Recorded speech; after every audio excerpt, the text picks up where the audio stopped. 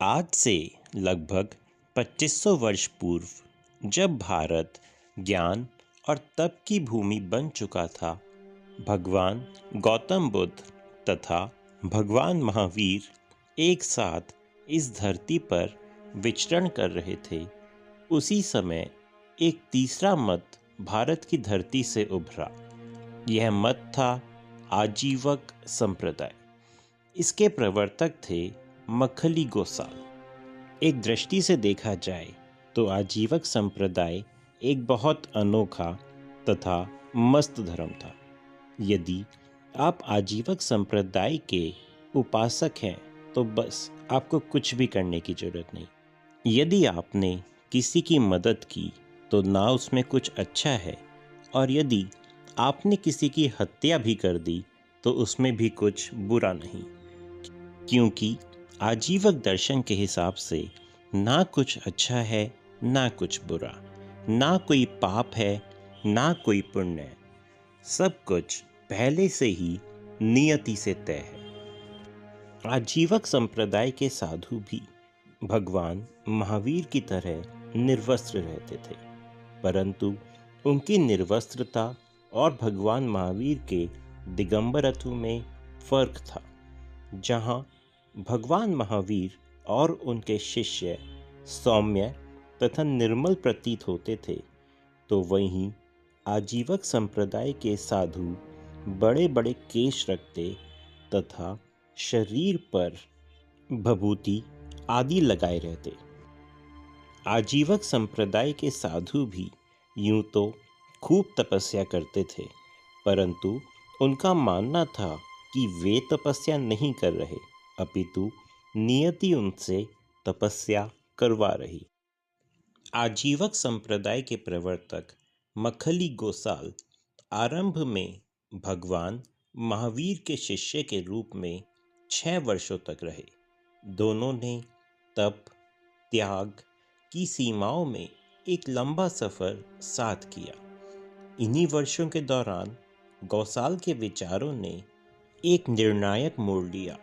एक घटना ने उनके दर्शन को जन्म दिया। एक दिन एक सूखे पेड़ की टहनी पर नई कोपलें देखकर गोसाल ने दावा किया कि जो मर चुका था वह फिर जीवित हुआ।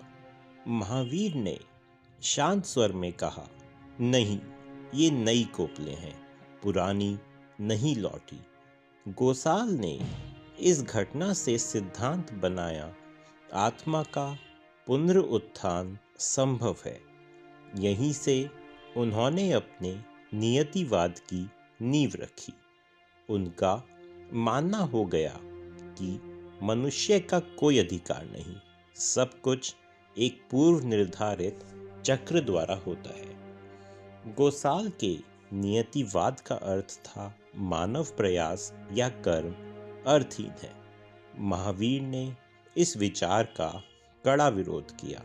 उन्होंने कहा, नियति नहीं, कर्म ही बंधन और मुक्ति का कारण है।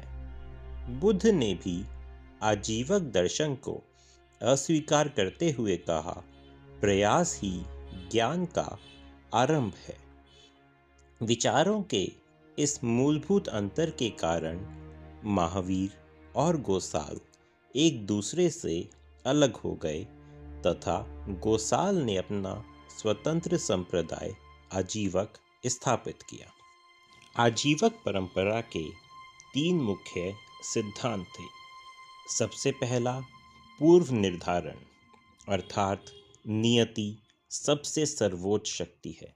संसार में जो भी होता है वह सब पहले से ही निर्धारित और अपरिहार्य है। दूसरा सिद्धांत संगति, अर्थात गोसाल का मानना था कि जीव 84 लाख योनि के एक अनिवार्य चक्र से गुजरते हुए धीरे धीरे शुद्ध हो जाता है तथा निर्वाण को प्राप्त कर लेता है। यह शुद्धिकरण बाहरी कर्म से नहीं बल्कि समय की पूर्णता से होता है। तीसरा सिद्धांत है अक्रियावाद। चूंकि सब कुछ नियति से तय है, इसलिए अच्छे या बुरे कर्मों का कोई परिणाम नहीं होता। पाप या पुण्य जैसी नैतिक अवधारणाएं भ्रम मात्र हैं। एक समय यह मत पूरे भारत में, विशेषकर मगध क्षेत्र में अत्यंत प्रभावशाली था। कहा जाता है कि महान मौर्य सम्राट बिंदुसार भी इस मत से प्रभावित थे, परंतु समय के साथ इस प्रयासहीनता के दर्शन को जनता और अन्य धर्मों का कम समर्थन मिला और यह परंपरा धीरे धीरे नष्ट हो गई। आजीवक संप्रदाय आज भले ही अस्तित्व में ना हो, पर सवाल अब भी वही है, क्या हम हर क्षण अपनी नियति खुद गढ़ते हैं या सब कुछ पहले से लिखा है? ऐसी ही और रोचक जानकारी के लिए हमारे चैनल को सब्सक्राइब करें तथा इस वीडियो को लाइक और शेयर करें।